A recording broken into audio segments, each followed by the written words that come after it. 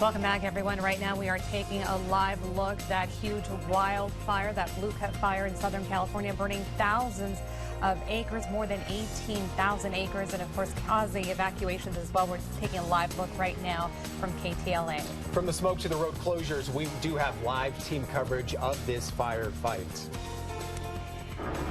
Welcome back, everyone, to Fox 5 News this morning. We thank you so much for joining us. I'm Maria Silva. And on Dave Hall, we will start there with the breaking news on the fire. Right now, it's threatening 34,000 homes with 82,000 people already evacuated. Yeah, I-15 is still shut down in the area with no word yet on when it could reopen.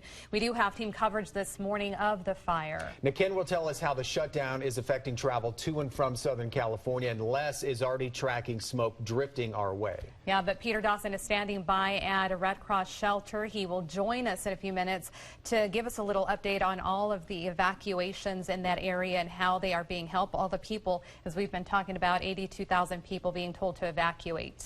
Now, Mike Dory has been on the ground as well, and he's telling us an estimated 34,000 homes are being affected by the fire, with more being threatened as well. The dryness, of course, due to a long-standing drought there in California, coupled with a lot of wind fanning the flames, causing this to spread quickly. Overnight, helicopters hit the fire with water and fire retardant, hoping to slow it down, but it's not working yet. The fire is still 0% contained. The smoke just got more and more intense. The wind, unfortunately, blowing straight at us and just kind of worked its way up. One of the largest fires. I've been here 18 years, and I've fought a lot of fires down in Cajon Pass when I was on the department. And police officers went through various communities yesterday, encouraging people to get out. We heard earlier that there have been some mandatory evacuations. Again, 82,000 people have been told to evacuate. And those 82,000 people, some of them at least packing community centers and high school gyms without any word if their homes have actually been destroyed. Yeah, we have seen some videos of homes unfortunately destroyed by those massive flames. And let's go ahead and send it over to Peter Dawson, who's standing by with more on all the evacuation orders and also some of the shelters, how people are being helped in that area. Good morning, Peter. Yeah, good morning. Right now, 82,000 people have been evacuated. There are 2 Red Cross shelters, one on this side of the Cajon Pass in Hesperia and one on the other side in Fontana. And what I've learned just moments ago is that every hotel from Hesperia all the way to Barstow is full. And joining me right now is Georgia with the Red Cross. Georgia, how many people do you have here right now? Right now we have 142 in the shelter.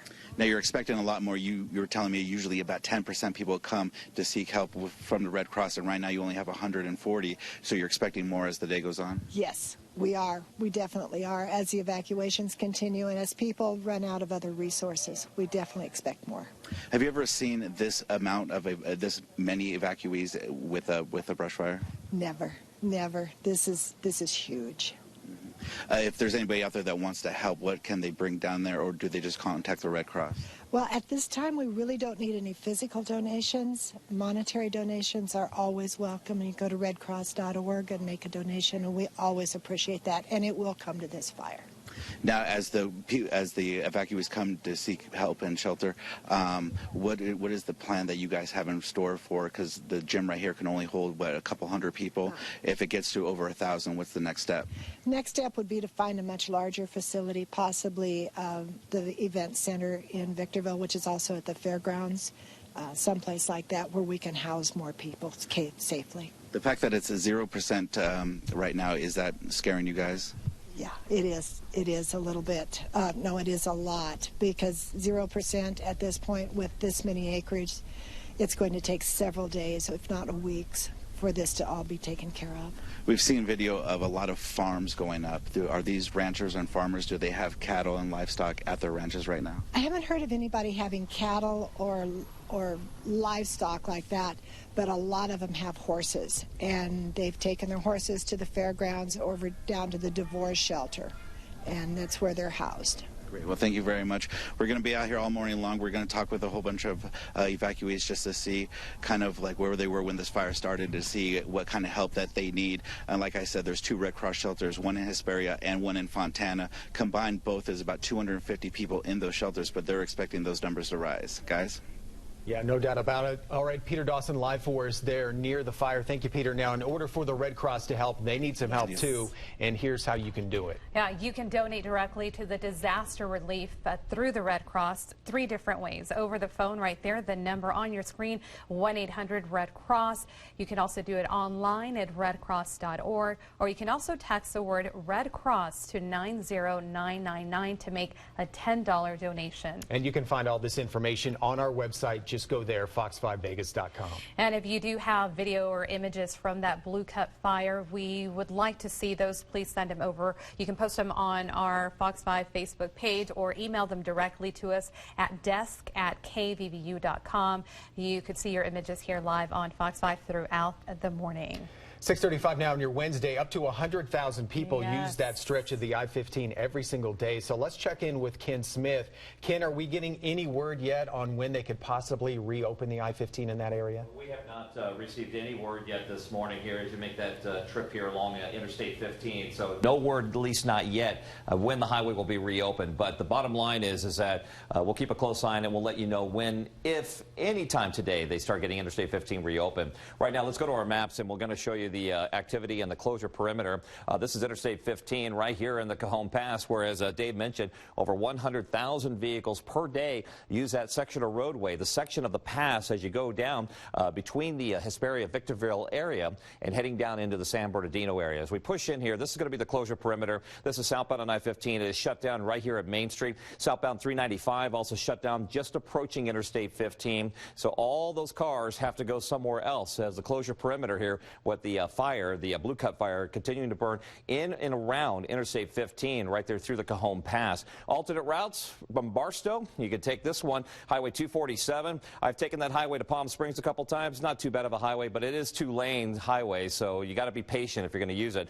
247 all the way down to Yucca Valley. Then Highway 62, you take that down into the Palm Springs area, and then you take I-10 to the west if you want to get to the east side of the LA Basin and or San Bernardino. Now, if you want to get to the west side of the San Bernardino, or rather west side of the LA Basin, take Highway 18 out of the Victorville area. You take the 18 all the way to the 14 freeway in Palmdale. Take the 14, it dives you right back down into the San Fernando Valley, so keep that in mind. Back here in Las Vegas right now, not too bad right now, but I wanted to show you a live shot from the folks at Fast Camera showing you Interstate 15. Take a look at this haze and smoke for all these drivers that are heading down into Southern California. Now, for the latest on all the road closures, right, we got a live shot right now, actually. This is courtesy of KTLA, showing you all the truckers that are actually trapped down in the Hesperia and Victorville area, and all these poor folks are at one of these truck stops. This might be the one right off of US 395 near Interstate 15. That's right where those 2 major highways kind of meet up, and the highway is shut down, unfortunately, and they're not going anywhere anytime soon. Now, for the latest on all these road closures, you can go on to our website. It's fox5vegas.com, and we have a complete list where everything is sealed off. Dave and Maria, that is just unbelievable. Wow. That's an incredible picture right there. Thank you, Ken. 6:37 now. Obviously, the other big issue will be smoke, and we're already seeing it pushing here into the Vegas Valley. Yeah, actually stepped outside for a little bit, and it's definitely really hazy out there. We're going to send it over to Les to see how all that smoke could be making its way here to our valley. Yeah, no question about it. It has been drifting in here since last night. We take a full screen of our shot here from our StratCam, and you can see that smoke already. You can hardly see any of it. We can't really see the background. Our local mountains, they are all covered by the smoke, and that smoke is going to continue to have an issue for us for today in and around the Las Vegas Valley. Our temperature right now is 84 degrees. We've got winds from the southeast at 3 miles per hour. The humidity is very low. It's at 7%, and we are going to have seasonal advisory today again about ground level ozone, but smoke is certainly going to be an issue that we have to be very careful of here today for anybody with respiratory issues, because that smoke is right now very close to the surface. As the daytime heating occurs, that smoke will rise up. It'll mix in the atmosphere, and it'll come more haze than anything else. But you can see here the wind direction from the fire again near Hesperia. The smoke is basically drifting right into our region, right through from the area around Victorville into southern Nevada. And this is what it looked like yesterday afternoon as that fire just continued to grow. It's at more than 18,000 acres and counting. There are hundreds of firefighters there. This is going to be a fire that's going to take a while to get under control. 107 for today, 105 tomorrow, 103s and 104s for Friday right through into Tuesday. Our evening numbers are all in the low 80s for the next 7 days.